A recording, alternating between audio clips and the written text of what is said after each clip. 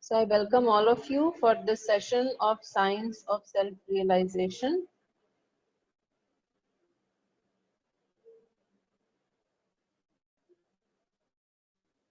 I hope I am audible and clear now. Yes, Mataji. Can someone please confirm if I'm audible? Yes, Mataji. Yes, Mataji, you're audible. Yeah, so we are, Rajeshwari is sharing the screen and we start reading from the 6th verse onwards.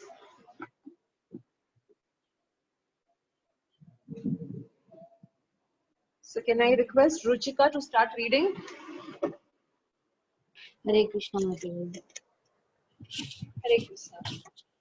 Of that terrifying river, of the battlefield of Kurukshetra, over which the Pandavas victoriously crossed.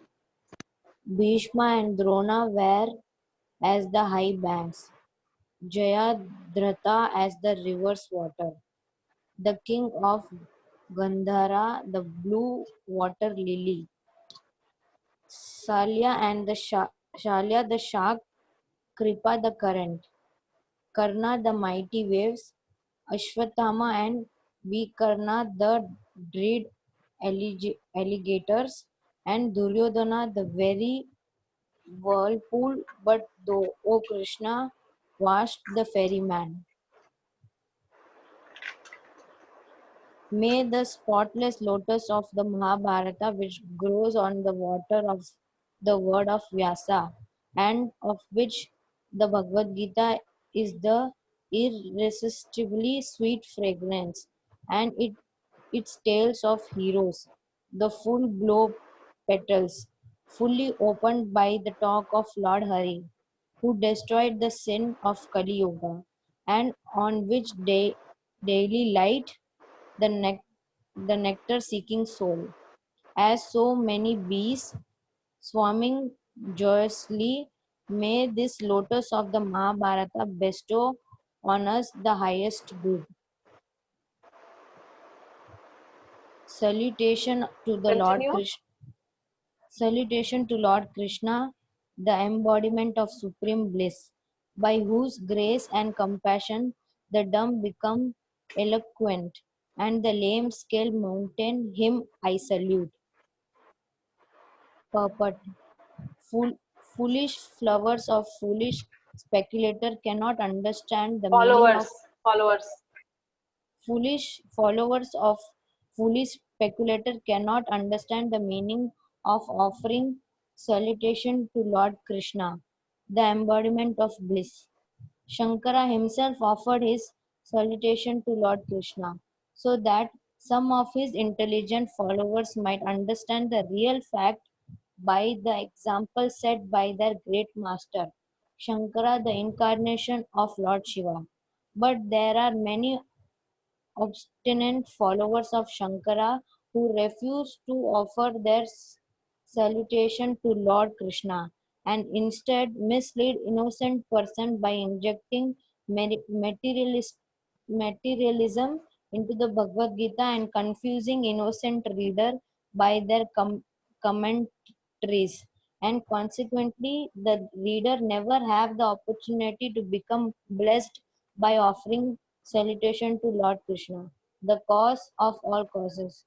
The greatest disservice to humanity is to keep mankind in darkness about the science of Krishna or Krishna conscious by distorting the sense of the Gita. So now here, actually what we are reading is Shankaracharya's glorification of Bhagavad Gita. So though he is glorifying Bhagavad Gita, but then simultaneously we know that he was talking so much about impersonalism, and that is the philosophy what he was advocating. So though he himself is a devotee, though he himself is an incarnation of Lord Shiva, but we also see that he is propagating some particular philosophy which is not very good for the devotees.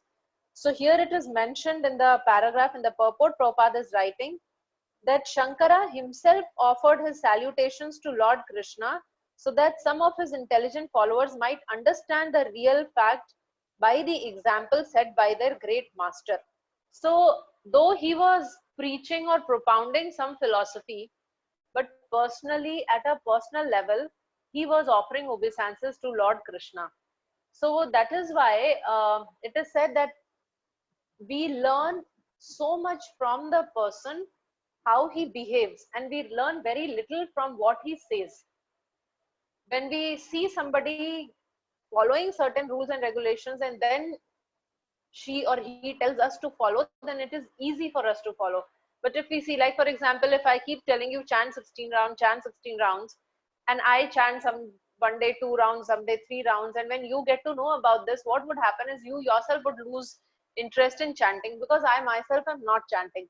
So irrespective of how wonderful classes I give, but if I am not doing what I tell you to do during the class, then I lose my credentials, my credibility.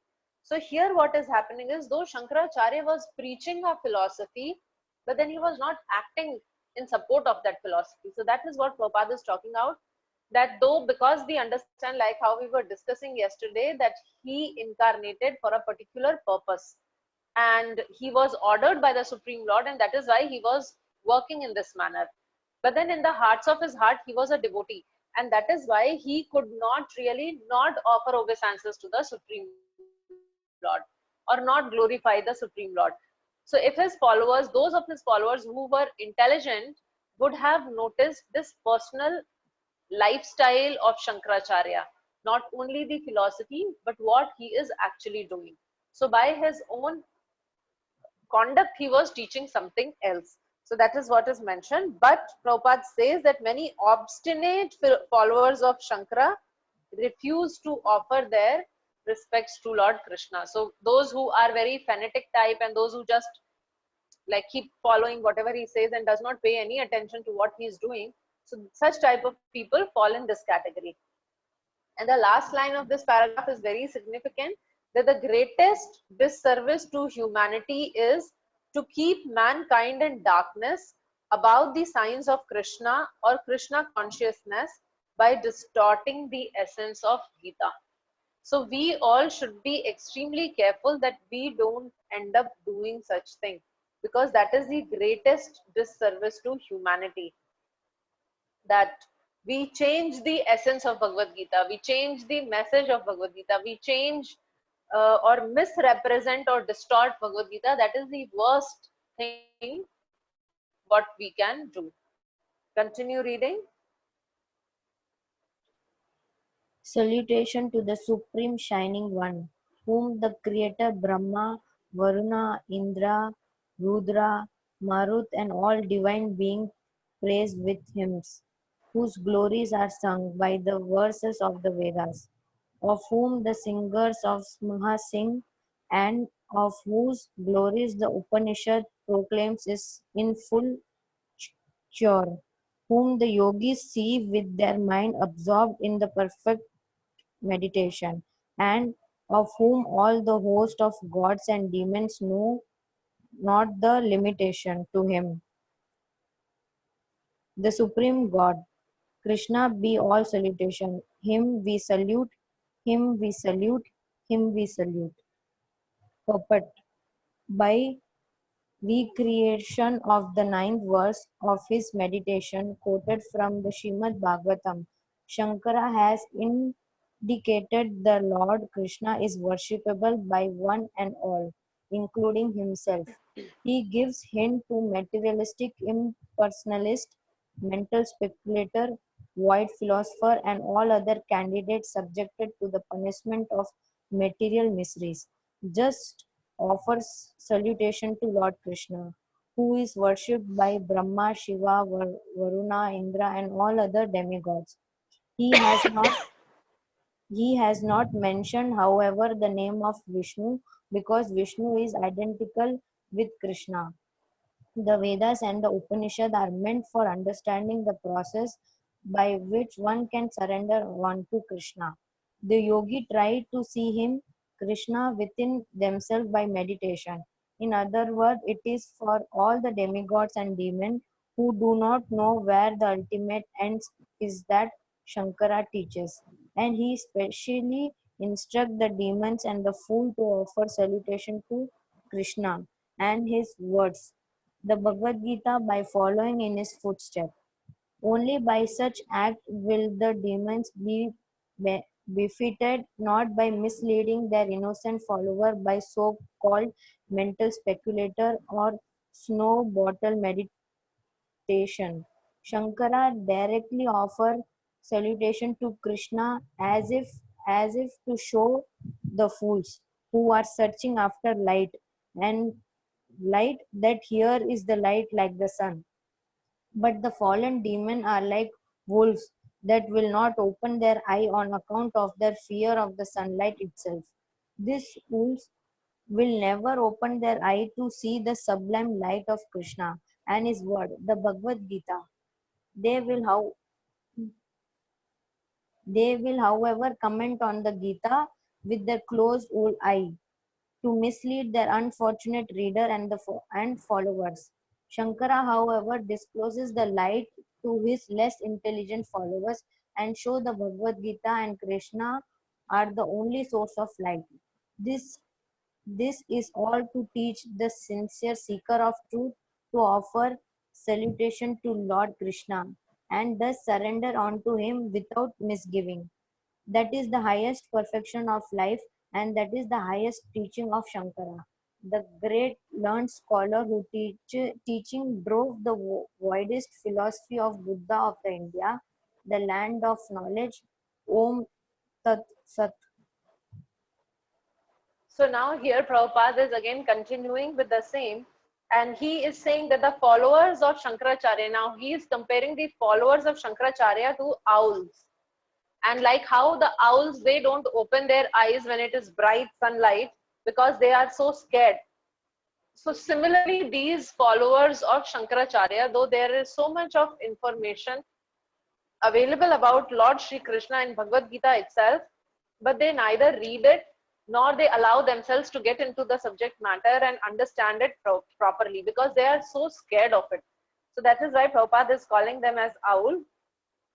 And he's telling that though Shankaracharya himself is offering so many salutations, but then these people, they are completely illusioned, and that is why they are not able to understand what is as it is.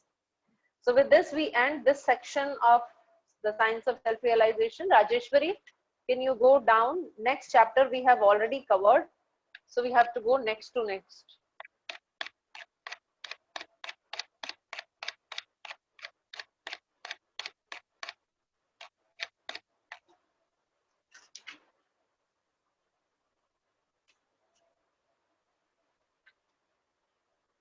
Yeah, this one. We have to start reading from this one. Sindhu, you would like to read? Hare Krishna, yes, Mataji. Yes. Hindu cult or divine culture. Sometimes Indians, both inside and outside of India, think that we are preaching the Hindu religion, but actually we are not. People should not think that we are preaching a sectarian religion. No, we are simply preaching how to love God. We are giving a spiritual culture that can solve all the problems of life, and therefore it is being accepted all over the world. There is a misconception. So now this is an interesting article where Prabhupada is going to talk about how ISKCON is not about being Hindu. Because Hindu is seen as a sect, and Prabhupada is saying that this is not a sectarian teaching what we are giving. It is applicable to one and all. These are universal. So let's see what Prabhupada says. Continue. There is a misconception that the Krishna conscious movement represents the Hindu religion. In fact, however, Continue Krishna reading. Is it audible, Mataji? Hare Krishna. Are you there, Sindhu? Yeah. I'm reading, Mataji. Is it audible? Yes. Yes. Okay.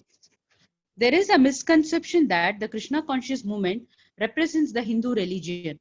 In fact, however, Krishna consciousness is in no way a faith or religion that seeks to defeat other faiths or religions. Rather, it is an essential cultural movement for the entire human society and does not consider any particular sectarian faith. This cultural movement is especially meant to educate people in how they can love God. So now Prabhupada is saying that this particular movement, ISKCON movement or Hare Krishna movement or Krishna consciousness movement, who is the audience for that? He is telling that this is an essential cultural movement for the entire human society. So what we are reading here in Prabhupada books and whatever we are following, Prabhupada is saying that this is applicable for the entire human society. So it is not only for Hindus, it is not only for Brahmins, it is not only for limited to any sect, caste, creed, age group, salary group. No, there is no demarcation. Prabhupada is boldly telling that it is for the entire human society. So the entire human society is the audience. And then Prabhupada is talking about what is the purpose. What is the purpose of ISKCON? So he is saying it is especially meant to educate people in how they can love God. So that is actually the purpose of ISKCON, to educate one and all how to love God. Continue. Sometimes Indians, both inside and outside of India, think that we are preaching the Hindu religion, but actually we are not. One will not find the word Hindu in the Bhagavad Gita. Indeed, there is no such word as Hindu in the entire Vedic literature. This word has been introduced by the Muslims from the provinces next to India, such as Afghanistan, Balochistan, and Persia. There is a river called Sindhu bordering the northwestern provinces of India, and since the Muslims there could not pronounce Sindhu properly, they instead called the river Hindu, and the inhabitants of this tract of land they called Hindus. In India, according to the Vedic language, the Europeans are called Mlichas or Yavanas. Similarly, Hindu is a name given by the Muslims. So now how many of you were aware of this fact? Raise your hands. How many of us were aware of this particular interesting piece of information what Prabhupada is giving here, that there is no mention of the word Hindu in the entire Vedic literature? So I can see 3 hands up, Deepa, Preeti and Anutama. So it is actually, when I read this for the first time, even I was so surprised, because we all connect so well with this word that we think we are Hindus, but here Prabhupada is telling the story behind Hindu. So isn't it interesting that in entire Bhagavad Gita, in the entire Vedic literature, like 4 Vedas and Puranas and Upanishads, nowhere this name Hindu is mentioned. So what is the source of this Hindu? So that Prabhupada is describing that there is a river called Sindhu, and because people were not able to pronounce it correctly, so they started calling that river Hindu, and then whoever stays on the other side of that river, they came to be known as Hindus. So we are not actually Hindus. So Prabhupada is saying, what to talk like this is this Krishna consciousness movement is only for Hindus, when there is no such thing as Hindus itself. And that so whom is it for? Let's read in the next paragraph and Prabhupada would describe. Continue. India's actual culture is described in the Bhagavad Gita, where it is stated that according to the different qualities or modes of nature, there are different types of men who are generally classified into 4 social orders and 4 spiritual orders. This system of social and spiritual division is known as Varnashrama Dharma. The 4 Varnas or social orders are Brahmana, Kshatriya, Vaishya and Shudra. The 4 ashramas or spiritual orders are Brahmacharya, Grihastha, Vanapastra and Sannyasa. The Varnashrama system is described in the Vedic scriptures known as the Puranas. The goal of this institution of Vedic culture is to educate every man for advancement and knowledge of Krishna or God. That is the entire Vedic program. So now Prabhupada is summing up the essence, and he is saying that the entire society actually practically can be divided into 4 social orders and 4 spiritual orders. So irrespective of whether I am born in Chennai or in Tamil Nadu or in Kerala or in Karnataka or in Uttar Pradesh or in Delhi or in Punjab, or in the United States, or in Russia, or in Britain, anywhere. But in any society, we would find these 8 divisions. So 4 it is based on the social order, and 4 division based on the spiritual order. So irrespective of, let's forget that we are Indians, but in any place, at any place, there are some people who are unmarried, student life, so that essentially refers to brahmacharya. Then there are people who are into married life, that is grihastha. Then there are people who are into retired life, so that is vanaprastha. And then there are people who leave their houses for the higher cause and they are completely detached, and that particular life is known as sannyas. So sannyas, there are monks in different religions. It is not that only in Hinduism, so-called Hinduism, that we have these monks. So this is how we see that there are 4 different ashramas, and similarly there are 4 social order. So what are these social orders? The social orders are Brahman. So Brahmanas are the intellectual class. So the scientists, the scholars, the teachers, they come in the category of Brahmana. Then there is a Kshatriya. So who's a Kshatriya? Kshatriya is one who offers protection to others. So earlier time there were kings, and those king and his minister, the cabinet of minister, all that would comprise of Kshatriya. And in current scenario, if we want to see for a country like India, so the prime minister, the president, so they are supposed to protect. They are working for the welfare of the society or the citizens. So those people are actually Kshatriya. Then Vaishyas are businessmen. So those who would have their own business, big business, small business, whatever, a tiny tea shop, all that comes in Vaishya. And then the 4th order is known as Shudra. So who's a Shudra? Person who works for salary. So these people are called as Shudras. And these Shudras were there to help the above 3 orders of the society. So now in any society, let us forget about the Vedic culture, but in any society, we would see that these 4 plus 4 division is there everywhere. And wherever we go, we can put people in one of these 8 categories. I mean, we can categorize them on the basis of social order as well as the spiritual order. So that is why Prabhupada is saying that the Vedic knowledge is basically for all the entire human society. It is not limited to one person. And then the last line in this paragraph, Prabhupada is writing, the goal of this institution of Vedic culture is to educate every man for advancement in knowledge of Krishna or God. So like how in the previous paragraph we were reading that ISKCON is meant to educate people in how they can love God. Here again, Prabhupada is emphasizing that the whole Vedic culture actually is for the spiritual advancement. In fact, the description what we read, 4 social order and 4 spiritual order. So the unmarried life or the married life or the retired life or the renounced life, all 4 orders of the society is basically for us to progress spiritually. Continue reading. When Lord Chaitanya talked with the great devotee Ramananda Raya, the Lord asked him, what is the basic principle of human life? Ramananda Raya answered that human civilization begins when Varnashrama Dharma is accepted. Before coming to the standard of Varnashrama Dharma, there is no question of human civilization. Therefore, the Krishna consciousness movement is trying to establish this right system of human civilization, which is known as Krishna consciousness or Daiva Varnashrama divine culture. Continue. In India, the Varnashrama system has now been taken in a perverted way, and thus a man born in the family of a Brahmana, the highest social order, claims that he should be accepted as a Brahmana. But this claim is not accepted by the Shastra, scripture. One's forefather may have been a Brahmana according to Gotra or the family hereditary order, but real Varnashrama Dharma is based on the factual quality one has attained, regardless of birth or heredity. Therefore, we are not preaching the present day system of the Hindus, especially those who are under the influence of Shankaracharya.